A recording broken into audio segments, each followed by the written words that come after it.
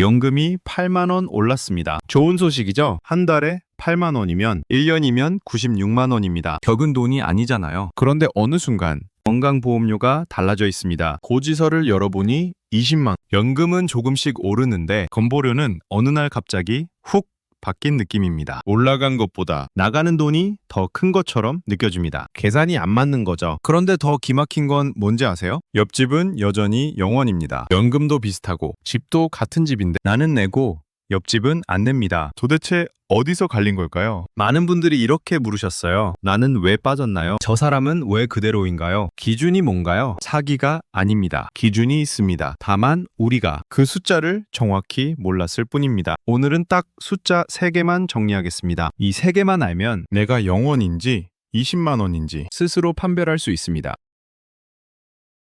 1편에서는 연금이 오르면 건보료가 왜 따라 오르는지를 다뤘고요. 2편에서는 피부양자에서 지역가입자로 바뀌는 구조를 설명했어요. 이전 영상은 댓글에 링크 걸어두겠습니다.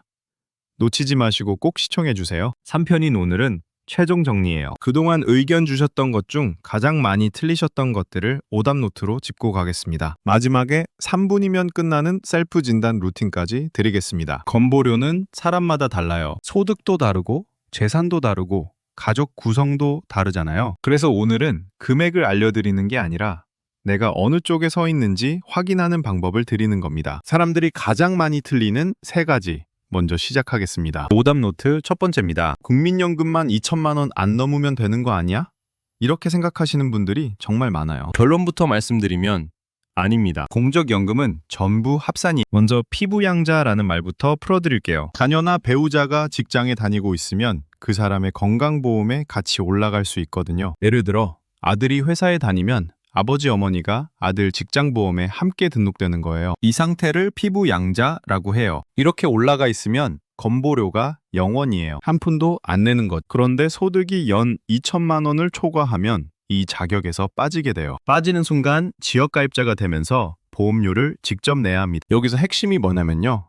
소득이라는 게 국민연금 하나만 보는 게 아니라는 거예요. 공적연금이라 하면 국민연금, 공무원연금, 사학연금, 군인연금, 별장우체국연금 이렇게 5가지가 있거든요. 이걸 전부 다 더해서 연 2천만 원을 넘느냐 안 넘느냐를 보는 겁니다. 월로 따지면 약 167만 원 근처가 경계선이에요. 이 숫자 하나만 기억해 두셔도 절반은 정리가 되는 거예요. 예를 들어 볼게요. 국민연금이 월 150만 원인 분이 계시다고 해볼게요. 연으로 환산하면 1,800만 원이에요. 2천만 원까지 200만 원 여유가 있으니까 안심하기 쉽잖아요. 그런데 만약에 이분이 과거에 잠깐 공무원 생활을 하셔서 공무원 연금을 월 20만 원이라도 받고 계시면요. 합쳐보면 연 2,040만 원이에요. 기준을 넘기게 되는 거죠. 그리고 금융소득도 영향을 줄 수 있어요. 이자나 배당 같은 금융소득이 연 1,000만 원을 넘으면 합산 대상에 포함될 가능성이 있거든요. 예금이자만 해도 요즘 금리가 높아지면서 생각보다 많이 쌓이시는 분들이 있잖아요. 정확한 적용 기준은 개인별로 다를 수 있어서 공단에 확인하시는 게 가장 안전합니다. 연금만 봤을 때는 괜찮아 보여도 다른 소득이 더해지면 기준을 넘길 수 있다는 점 꼭 기억해 두세요. 그리고 한 가지 더요. 부부 소득을 합쳐서 2천만 원을 보는 건 아닙니다. 각자 따로 봐요. 여기까지는 안심이 되실 수 있는데요. 배우자분 연금도 같이 확인해 보시는 게 좋아요. 부부 중 한 분이 기준에 가까우면 구조가 달라질 수 있거든요. 특히 배우자분이 공무원이셨거나 군인이셨던 경우에는 연금 수령액이 국민연금보다 높은 경우가 많아서 기준을 넘기기 쉬워요. 겁먹으실 필요는 없지만 확인은 꼭 해보세요. 확인만 하면 마음이 편해지거든요. 안에서 불안한 것보다 훨씬 낫습니다. 그리고 여기가 오늘 영상에서 가장 중요한 구간이에요. 캡처해 두셔도 좋습니다. 연 1,990만 원이면 건보료 0원, 연 2,010만 원이면 지역가입자로 전환. 고작 20만 원 차이예요. 연금이 딱 조금만 올랐을 뿐인데요. 체감은 완전히 달라져요. 어제까지 0원이었던 분이 이번 달부터 월 10만 원, 15만 원, 많게는 20만 원을 내게 되는 거거든요. 한 달에 20만 원이면 1년이면 240만 원이에요. 연금이 8만 원 올라서 연 96만 원을 더 받게 됐는데 건보료로 240만 원이 나가는 거예요. 이게 단계적으로 조금씩 올라가는 구조가 아닙니다. 기준을 넘는 순간 지역가입자로 바뀌면서 소득의 재산까지 한꺼번에 반영받는 구조예요. 그래서 경계선 근처에 계신 분들은 내 연금 합산이 정확히 얼마인지 꼭 확인하셔야 합니다. 특히 올해 연금 인상분이 반영되면서 작년까지는 기준 아래였는데 올해 넘어가는 경우도 생길 수 있어요. 연금은 매년 물가 반영이 되면서 조금씩 오르잖아요. 그 조금이 기준선을 넘기는 트리거가 될 수 있는 거예요. 오답 노트 두 번째, 집 한 채뿐인데 괜찮겠지? 이렇게 생각하시는 분도 많아요. 정답을 말씀드리면요. 지역가입자가 되는 순간 재산도 보험료 산정에 포함됩니다. 재산세 과세 표준이라는 게 있어요. 좀 어렵게 들리시죠? 쉽게 말하면 세금 매길 때 쓰는 기준 금액인데 실제 시세보다는 보통 낮게 잡혀요. 예를 들어 시세가 8억 원인 아파트라도 과세 표준은 4억 원대일 수 있는 거예요. 그래서 과세 표준 5억 4천만 원이라는 기준이 시세로 따지면 생각보다 높은 집까지 포함될 수 있어요. 내 집의 과세 표준이 정확히 얼마인지는 재산세 고지서를 보시면 적혀 있습니다. 피부양자로 있을 때는 이 과세 표준이 5억 4천만 원 이하면 재산 쪽은 문제가 안 돼요. 5억 4천만 원은 넘고 9억 원 이하인 경우에는 연소득이 1천만 원 이하여야 하고요. 9억 원을 넘으면 소득이 아무리 적어도 피부양자가 안 되는 구조입니다. 그런데 진짜 문제는 피부양자에서 빠진 다음이에요. 지역가입자가 되면 보험료를 매기는 방식 자체가 달라져요. 소득만 보는 게 아니라 재산도 같이 들어가거든요. 실거저조하고 있는 집 한 채라고 해서 예외가 아닌 거예요. 현금이 한 푼도 없어도 집이 있으면 재산으로 잡히는 구조예요. 서울이나 수도권처럼 공시가격이 높은 지역에 집이 있으면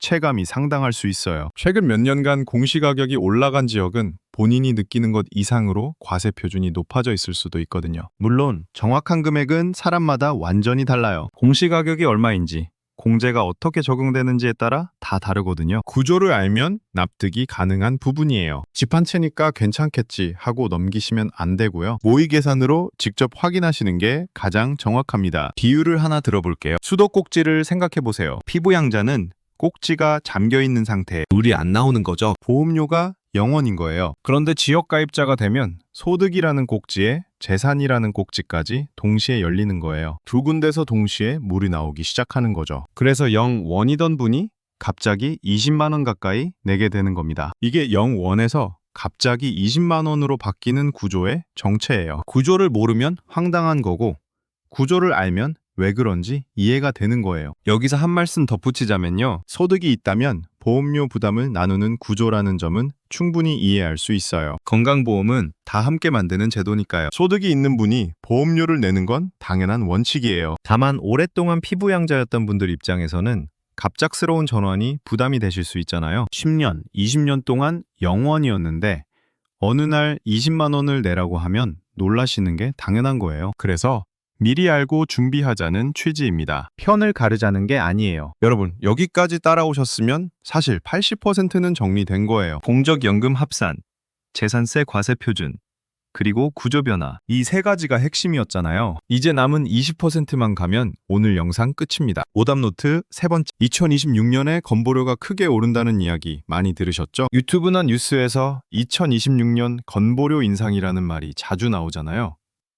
이런 이야기를 듣다 보면 당연히 불안해지실 수 있어요. 여기서 꼭 구분하셔야 할 게 있어요. 확정된 것과 논의 중인 것은 다릅니다. 이 두 가지를 섞어서 받아들이시면 괜히 불안해지실 수 있어요. 지금 시점에서 말씀드릴 수 있는 건 이거예요. 2026년 건강보험료율은 인상 방향으로 논의가 이루어졌고요. 소폭 인상 가능성이 거론되고 있어요. 직장가입자 기준으로 월 2,000원에서 3,000원 수준의 변화가 예상되는 정도예요. 다만 최종 고시 전까지는 확정이라고 단정할 수 없는 부분이 있습니다. 그리고 지역가입자 쪽에서는 재산보험료를 매기는 방식을 바꾸자는 논의도 있어요. 지금은 등급제라고 해서 재산을 여러 구간으로 나눠서 점수를 매기는 방식이에요. 구간 경계에서 보험료가 계단식으로 확 바뀌는 문제가 있었거든요. 이걸 정률제로 바꾸자는 방향인데 정률제라는 건 재산 금액의 일정 비율을 곱하는 방식이에요. 좀 더 공정해지는 방향이긴 한데 아직 구체적인 비율이나 시행 시기가 나온 건 아니에요. 소득 반영 시차를 줄이자는 방향도 논의되고 있고요. 지금은 소득이 줄었는데도 한동안 과거 기준으로 높은 보험료가 유지되는 경우가 있는데 이 시차를 줄이겠다는 거예요. 2026년은 확정과 논의가 섞여 있는 영역이에요. 확정처럼 단정하면 안 됩니다. 확정된 내용이 나오면 그때 다시 영상으로 정리해드리겠습니다. 미래에 바뀔 수도 있는 것 때문에 미리 겁먹기보다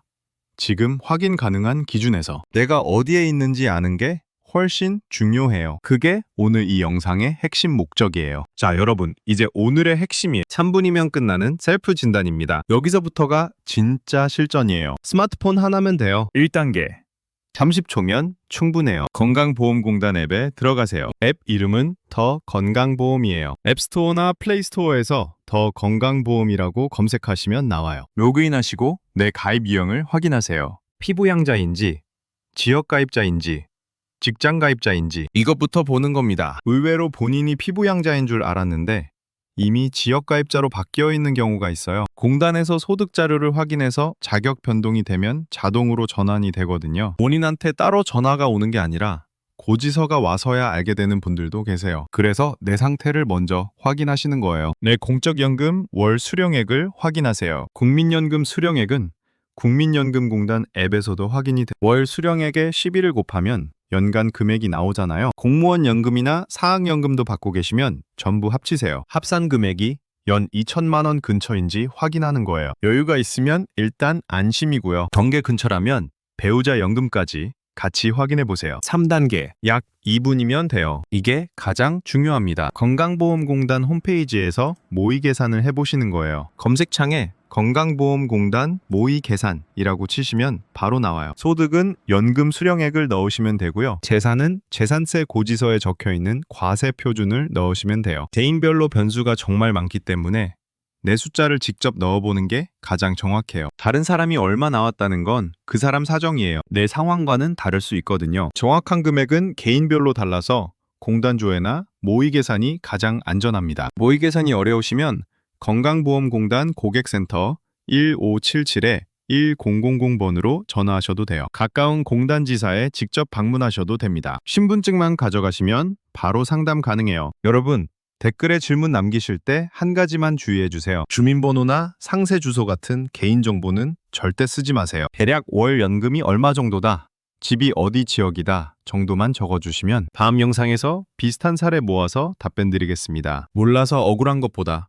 미리 아는 게 힘입니다. 오늘 내용 마지막으로 정리할게요. 영원과 20만 원의 차이. 이건 운이 아니라 제도 구조의 차이입니다. 같은 연금을 받아도 기준 안에 있느냐 밖에 있느냐에 따라 매달 나가는 돈이 완전히 달라져요. 그리고 그 기준은 생각보다 단순해. 오늘 정리한 숫자 3개가 전부입니다. 오늘 기억하실 숫자 3개. 하나, 공적연금 합산연 2천만 원. 초과하면 피부양자에서 빠질 수 있어요. 이게 가장 중요한 기준이에요. 둘, 재산세 과세 표준 5억 4천만 원. 재산 쪽 기준선이에요. 셋, 피부양자에서 지역가입자로 넘어가면 소득의 재산까지 동시에 반영되는 구조 변화. 이 3가지가 0원과 20만 원을 가르는 갈림길이에요. 오늘 이것만 기억해 두시면 됩니다. 여러분, 피부양자에서 지역가입자로 처음 전환되신 분들은 경감제도가 있을 수 있어요. 첫 해에 상당 부분 감면되고 이후 단계적으로 줄어드는 구조인데요. 이걸 모르시고 그냥 전액 내시는 분들도 계세요. 모르고 지나가면 아까운 거잖아요. 0원인지 20만 원인지